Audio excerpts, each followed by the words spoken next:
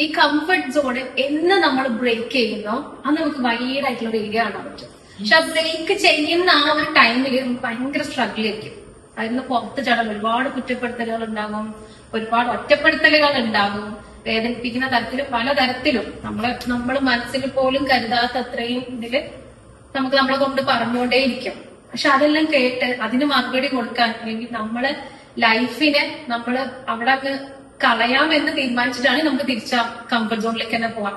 നാട്ടുകാരെ പേടിച്ച് നിൽക്കാനാണെങ്കിൽ നമ്മൾ തിരിച്ചു പോവാം. പക്ഷെ അതല്ല, ഞാൻ മുന്നോട്ടേക്ക് പോകും, എന്റെ ഡ്രീമിന്റെ ബാക്കിൽ ഞാൻ പോകും, അത് എന്റെ ഡ്രീമിന്റെ കൂടെ ഞാൻ പോകും, നടക്കും, അത് ഞാൻ അച്ചീവ് ചെയ്യും, എനിക്ക് ചെയ്യണം എന്നാണെങ്കിൽ കംഫർട്ട് സോൺ ബ്രേക്ക് ചെയ്യാം. എത്രത്തോളം പെട്ടെന്ന് നമുക്ക് ചെയ്യാൻ പറ്റുന്നുണ്ടോ അത്രയും പെട്ടെന്ന്. ഇപ്പൊ നമ്മുടെ പാരന്റ്സ് ഒക്കെ ഒരു പക്ഷെ അവര് അന്നേ ആ കംഫർട്ട് സോണിനെ തിരിച്ചറിഞ്ഞ് അവര് പ്രൊട്ടക്റ്റീവ് അല്ലെങ്കിൽ സേഫ് സോൺ എന്ന് പറയപ്പെടുന്ന ആ ഒരു സ്ഥലം അതാണ് അവരെ ഒന്നും അല്ലാതാക്കി മാറ്റിയത്. പല സ്ട്രഗിളിലൂടെ അവർ പോകേണ്ടി വന്നതും അതുകൊണ്ടാണ്. ഇന്ന് നമ്മളിൽ പലരും അതേപോലെ ഒരു കംഫർട്ട് സോണിൽ ഇരിക്കുക. ഞാനൊന്നും ചെയ്യേണ്ട ആവശ്യമില്ല, എനിക്ക് കംഫർട്ട് സോൺ എന്നുള്ളത് കേൾക്കുമ്പോൾ നമ്മളൊക്കെ റെഗുലർ ആയിട്ട് പറയുന്നത്, അല്ലെങ്കിൽ പെട്ടെന്ന് അതെനിക്ക് കംഫർട്ട് അല്ല അങ്ങനെയാണ് നമ്മൾ പറയാം. പക്ഷെ ഈ വേർഡിനെ ഒരുപാട് എന്താ പറയാ നമ്മളെ തളർത്താന് ശരിക്കും ആ വേർഡിലേക്ക് ഇറങ്ങി ചെയ്യുകയാണെങ്കിൽ നമ്മളെ തളർത്തുന്ന ഏറ്റവും വലിയ വേർഡാണ് കംഫർട്ട് സോൺ.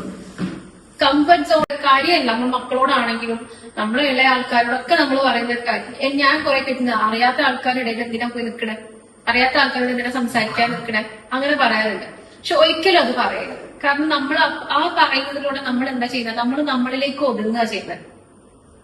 ഈ കംഫർട്ട് സോൺ എന്ന് നമ്മൾ ബ്രേക്ക് ചെയ്യുന്നോ അത് നമുക്ക് വൈഡ് ആയിട്ടുള്ള ഒരു ഏരിയ കാണാൻ പറ്റും. അത് നമ്മളെ വളർച്ചയും സക്സസും ഒക്കെ ഉള്ളത്. അച്ചീവ് ചെയ്യാൻ ആഗ്രഹിക്കുന്ന ഒരു വ്യക്തിയാണെങ്കിൽ ഇത്രയും സോണുകൾ കടന്നു പോവുകയേ പറ്റൂ. അപ്പൊ ഇത് നിങ്ങൾ പറയാം, കംഫർട്ട് സോൺ വേണോ, അതാണോ നമുക്ക് എക്സൈസ് ചെയ്യണം, ബ്രേക്ക് ചെയ്യണം, മനസ്സമാധാനാണ് വേണ്ടത്. ഞാൻ ആ വഴിക്ക് ചൂസ് ചെയ്യാം, എന്റെ കാര്യങ്ങൾ ഞാൻ ഒഴിവാക്കി, അപ്പൊ എനിക്ക് പ്രശ്നമൊന്നും വരാൻ പോകുന്നില്ല, എന്റെ കുറച്ച് ഡ്രീംസ് അവിടെ മാറ്റി വെക്കണം തന്നെയുള്ളൂ എന്നൊരിക്കലും ഞാനത് കട്ടി ഡ്രോപ്പ് ചെയ്തു. പക്ഷെ കുറച്ചൊക്കെ ബോധമൊക്കെ വന്ന സമയത്ത് എനിക്ക് മനസ്സിലായി, ഞാൻ പറയുന്നവർ പറഞ്ഞോണ്ടേയിരിക്കും. അത് നമ്മൾ ചെയ്താലും ചെയ്തില്ലെങ്കിലൊക്കെ പറഞ്ഞുകൊണ്ടേയിരിക്കും.